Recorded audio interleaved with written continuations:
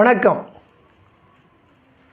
கடவுள் அப்படி என்னதான் செஞ்சாருன்னு கடைசி வரைக்கும் சொல்லவே மாட்டேங்கிறான் அப்படின்றது என்னுடைய நண்பர் கொடுத்த தலைப்பு.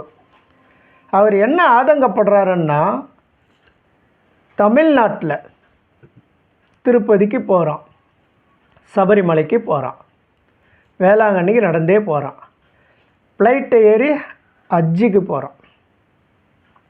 ஆளாளுக்கு ஏதோ ஒரு மதம், ஏதோ ஒரு நம்பிக்கை, அந்த அடிப்படையில் இதெல்லாம் செய்கிறாங்க. ஆனால் இயற்கை பேரிடர் காலங்களில் மழை வருதுன்னு வச்சுக்கோங்களேன். மழை வந்த உடனே என்ன சொல்கிறான், கடவுளே என்னை காப்பாற்று அப்படின்னு சொல்ல மாட்டேங்கிறான். அப்போ என்ன சொல்கிறான்னா, அரசு என்ன தூங்குதா? எந்த அரசாங்கம் இருக்கட்டுமே, அரசாங்கத்து மேலே பழிய போடுறது. இந்த அரசாங்கம் சரியான முறையில் தூர்வாரல, இந்த அரசாங்கம் சரியான முறையில் காவா கட்டலை, இந்த அரசாங்கம் சரியான முறையில் நீர்த்தேக்கத்தை உருவாக்கலை, இந்த அரசாங்கம் சரியான முறையில் நீர்த்தேக்கத்தை பராமரிக்கலை, குறையெல்லாம் அரசாங்கத்து மேலே சொல்கிறது. ஆனால் அதன் பிறகு இந்த அரசாங்கம் எங்களுக்கு நிதி தரலை சொல்கிறானா, அதன் பிறகு மழை நீர் வடிஞ்சிடுதா, அரசாங்கம் 1000 2000 கொடுக்குதா, அரிசி பருப்பு வாங்குகிறான், ஒரு 2 மாதத்தில் சரியாகிடுறான்.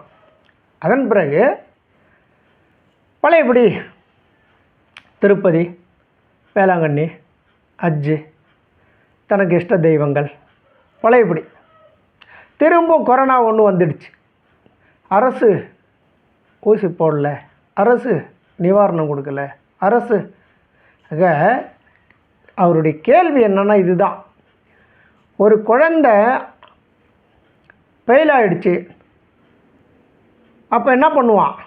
படித்தா தானே தண்டசோறு, எந்த நேரமும் விளையாட்டு, சாப்பிட்றது, தூங்கிறது, படிக்கிறதே இல்லை. அந்த குழந்தைய குறை சொல்லி வறுத்து எடுத்துருவான். ஆனால் பாஸ் ஆகிட்டான்னு வச்சுக்கேன், ஒரே வரியில் முடிச்சிருவான். கடவுள் புண்ணியத்தில் என் பையன் பாஸ் ஆகிட்டான், கடவுள் புண்ணியத்தில் என் பையன் நல்ல மார்க் எடுத்துட்டான், கடவுள் புண்ணியத்தில் என் பையன் அந்த ஸ்கூல்லே ஃபஸ்ட்டாக வந்துட்டான். புண்ணியம் ஃபுல்லாக கடவுளுக்கு. படிக்கலைன்னா, ஃபெயில் ஆகிட்டான்னா வசப்பூரா அந்த பையனுக்கு. கல்யாணம் பண்ணி குழந்த பிறந்துட்டா, கடவுள் புண்ணியத்தில் குழந்த பிறந்துடுச்சு, குழந்த பிறகலை, அந்த பொண்ணை வறுத்து எடுத்துருவாங்க. என்ன அப்போ போயிட்டு கடவுள் புண்ணியத்தில்னு சொல்ல மாட்டான். ஒரு இடத்துல கடன் கேட்குறான், அவர் ஒரு 10,000 தரான்றாரு, கொடுத்துட்டாருன்னா என்னப்பா உங்கள் பையன் கல்யாணத்துக்கு பொண்ணு கல்யாணத்துக்கு பணம் கேட்ட இடத்துக்கு கிடச்சிடுச்சா? கடவுள் புண்ணியத்தில் கிடச்சிடுச்சு அப்படின்னு சொல்லுவான். ஆனால் அதே அவன் கொடுக்கலன்னு வச்சுங்களேன், அவனை ஒரு வழியாக தாழ்ச்சி எடுத்துருவான். அவனை கேட்டேன், அவன் கடைசி கட்டத்தில் என் கை தறுத்துட்டான், நம்ம வச்சு கை தறுத்துட்டான், சண்டாளன் அப்படி இப்படின்னு வாய்க்கு வந்ததை திட்டுவான்னு வச்சுக்கேன். இதை தான் திட்டணும், அதை தான் திட்டணும்லாம் கிடையாது, என்ன வாயில் வருதோ திட்டுவோம். ஆனால் பணம் கொடுத்துடுச்சுன்னு வச்சுக்கேன், மகராசன் சொன்ன தேதியில் பணம் கொடுத்தான், அந்த ஆள் கொடுத்த புண்ணியத்தில் தான் என் பொண்ணு என் கல்யாணத்துக்கு பண்ணிச்சுன்னு சொல்ல மாட்டான். கடவுள் புண்ணியத்தில் பணம் கிடச்சிச்சு, கல்யாணம் நடந்துச்சுன்னுவான். இங்கே கேள்வி என்னன்னா ஒன்று தாங்க, நமது முன்னோர்கள் வெளிச்சம் இல்லாத காலம், கரண்ட் இல்லாத காலம், இருட்டு, சூரியன் மறைஞ்சிடுச்சுன்னு சொன்னால் மேகம் போகிறப்ப நிலா வெளிச்சத்தில் கருப்பாக ஒரு உருவம் மாதிரி போவோம். உருவம் இல்லை, மேகத்தினுடைய நிழல் அது. அதை பார்த்து பயந்தான், பேய் பிசாசுன்னா. இருட்டில் யாரோ ஒரு உருவம் தெரிஞ்ச பேய் பிசாசுன்னா. கிராமங்களில் பனை ஓலை, தென்னை ஓலை காஞ்சி போன சத்தம் காற்றுல சலன்னு அதிரும், மோகினி பிசாசு என்னுவான். இதுபோல் பார்த்தீங்கன்னா சுயல் காற்று, இப்போ நம்ம பார்க்குறோம் பார்த்தீங்களா, சுயல் காற்று வந்துச்சுன்னா இருக்கிற எல்லா குப்பையும் எடுத்துன்னு சுற்றிக்கினே ஓடும்.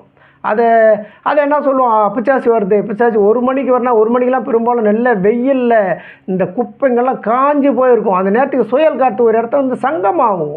3 திசைகளிலும் காற்று ஒரே சமயத்தில் வருதுன்னா அது அப்படி சுத்தம் பம்புற மாதிரி. அந்த காற்று சுத்தம் போது ரோட்டில் இருக்கிற குப்பையெல்லாம் எடுத்துன்னு சுத்தம், அதை பிசாசின்னு சொல்லுவான். இதுபோல் பயம்.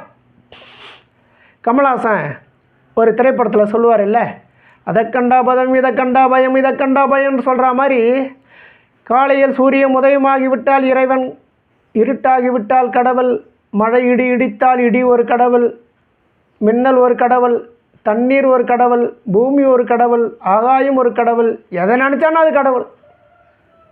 ஆனால் ஒரு காலத்தில் மனிதன் வீடு இல்லாத குகையில் வாழ்ந்த காலத்தில் எல்லாரும் தன்னுடைய வாரிசுகள் எல்லாம் குகையில் உறங்க சொல்லிவிட்டு அப்போல்லாம் சேவிங் பண்ணிருக்க மாட்டாங்க.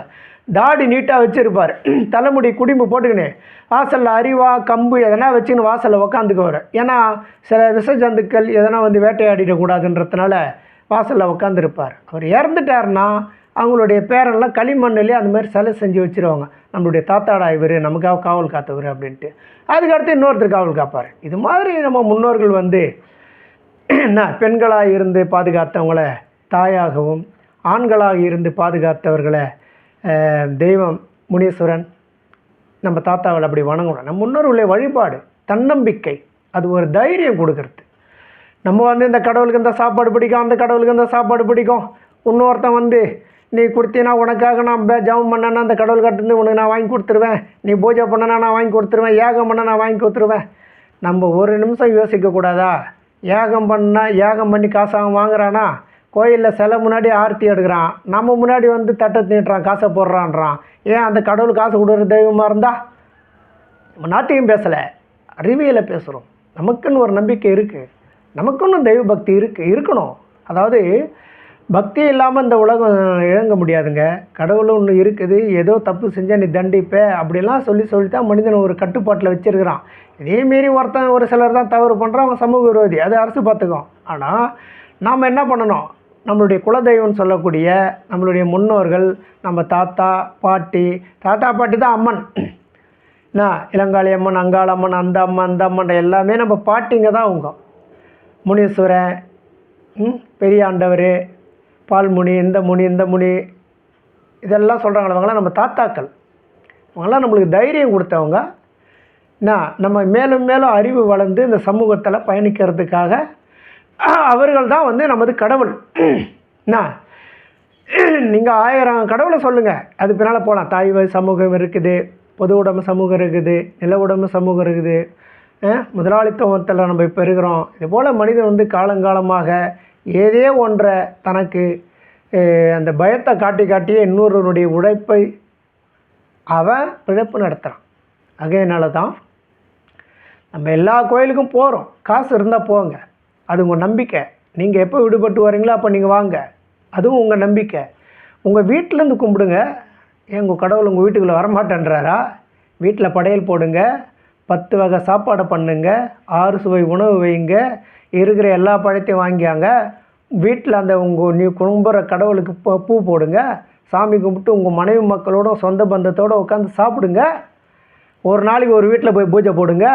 இன்றைக்கி உங்கள் வீட்டில் போடுங்க, நாளைக்கு உங்கள் அக்கா தங்கச்சி வீட்டில் போய் போடுங்க. அப்படி உங்கள் சொந்தக்கார வீட்டில் பூஜை போட்டு நீங்கள் சமைச்சு நீங்களே சாப்பிடுங்க.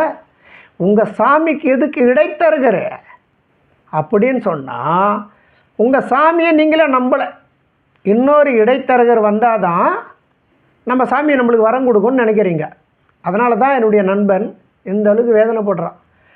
இவனுக்கு கஷ்டம்னா அரசை குறை சொல்கிறான், பெற்றவங்களை குறை சொல்கிறான், அண்ணன் தம்பியை குறை சொல்கிறான். இவன் சந்தோஷமாக இருந்தால் அது கடவுள் கொடுத்தாருன்றான். இது எப்படி நியாயம்னு அவர் கேட்குறார். அவருடைய கேள்வி நியாயம் தானே?